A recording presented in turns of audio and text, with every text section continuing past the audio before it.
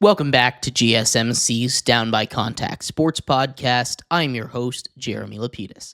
Today is Wednesday, March 5th, if you were just tuning in.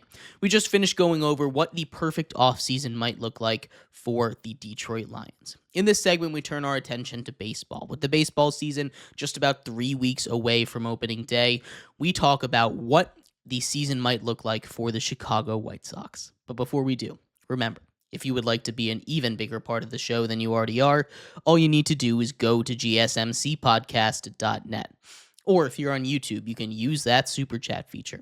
If you do either of those two things, a message should pop up on the bottom of the screen for you, me, and everybody else around the world to see. If you do have a burning question about sports, anything at all that you would like to ask, go ahead and throw that in the comments. Throw it in the chat. I will get to it as soon as I possibly can. I appreciate everybody so much for sticking around, talking some sports with me here on a beautiful Wednesday, March 5th. But like I was saying, we are going to get into a little bit about the Chicago White Sox. The White Sox are coming off of the worst season in the history of Major League Baseball.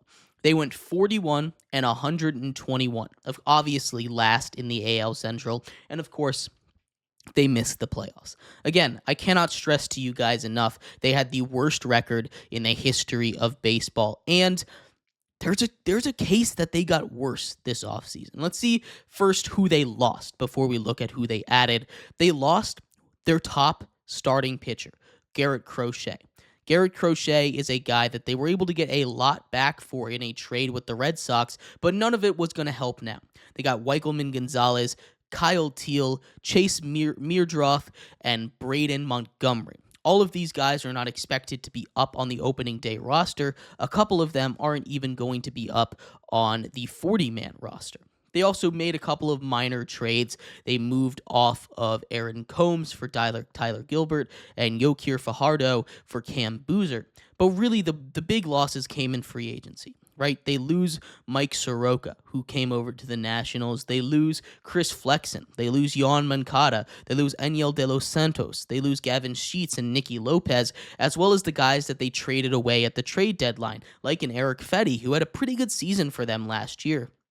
They lose a lot of guys that were top of their class, right? And now we look at what they brought back, right? This is not a team that was flushed with talent, but they still lost a lot of their top guys. You look at who they brought in. They bring in Joey Gallo on a minor league deal, who had a disaster season last year with the Washington Nationals. He's a guy that can, if he touches the ball, it goes about 700 feet.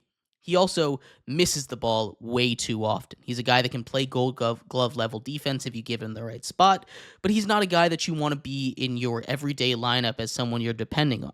Michael A. Taylor on a 1-year, $1.95 million deal is someone that I really do like, but he's, again, not a guy that you want to be your everyday outfielder. Brandon Drury on a minor league deal is someone that can come in and hit a couple of bats as a bench bat. A really interesting one that they brought in was James Karinchak. He was off last season, but he used to be an elite closer in baseball. He was dealing with injuries. He's on a minor league deal. That is someone that I really do love that pickup. Maybe that can make a difference for them. They also bring in starting pitcher Martin Perez on a 1-year, $5 million deal. Bobby Dahlback to just be a utility guy. Josh Rojas to be their starting second baseman on a 1-year, $3.5 million deal. Another starting pitcher to be in the rotation, and Bryce Wilson, 1 year, $1.05 mil. Mike Tauchman to be their leadoff hitter at 1 year, $1.95, and Austin Slater, who's dealing with some injuries right now, but will be on the 40-man, a 1 year, $1.75 million deal. None of these guys really stick out to you as someone that's going to make a big difference, right?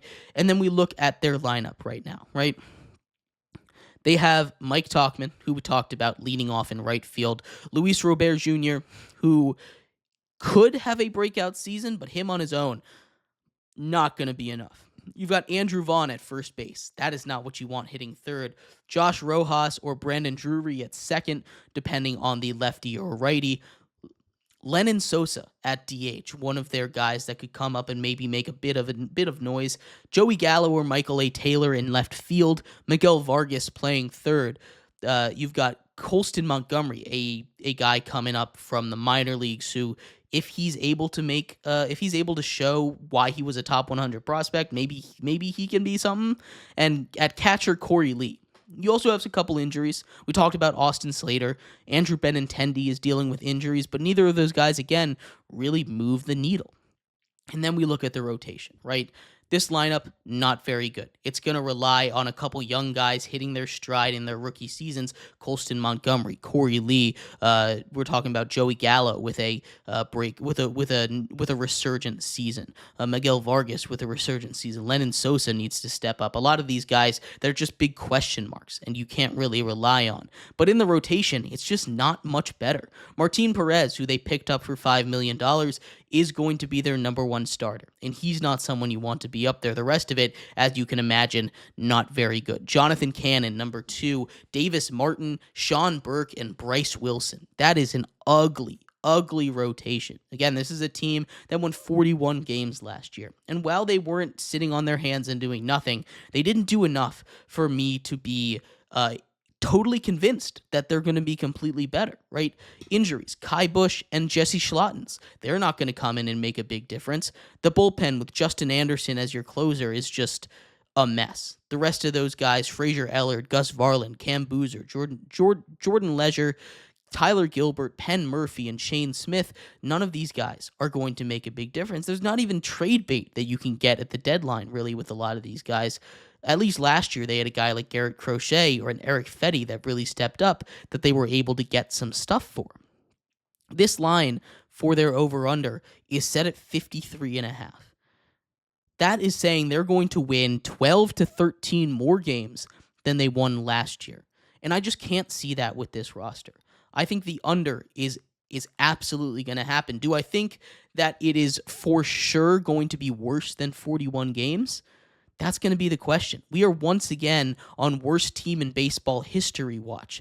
This is a team that could compete with the pre-MLB era guys. This is a team that could lose 130 games this year, and I would not be shocked. But I can't sit here and say with full confidence that this is a team that will be the worst team in baseball back-to-back years, the worst team in MLB history in back-to-back years. I think they'll win at least 41 games.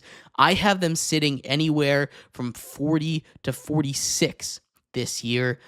I'm putting them on the upside there, 46 and 116, but that is still going to be awful. That is still going to be a team that you don't want to be a part of. This is a team that's going to be eating salary at the trade deadline.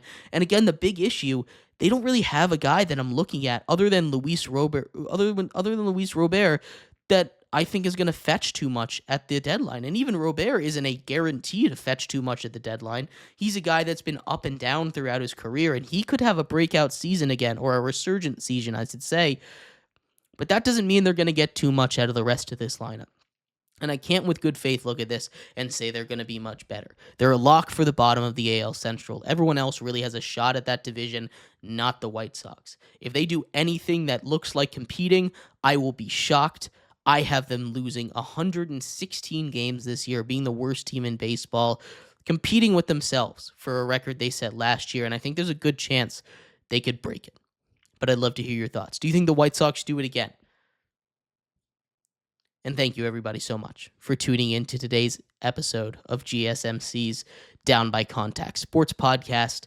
I have been your host, Jeremy Lapidus. We'll be back tomorrow going over everything from around the world of sports. We turn over to the AFC in our perfect offseason for the NFL, as well as everything else that breaks tonight. The NFL's been going wild. I'll see you then. You all have a good one. Bye-bye.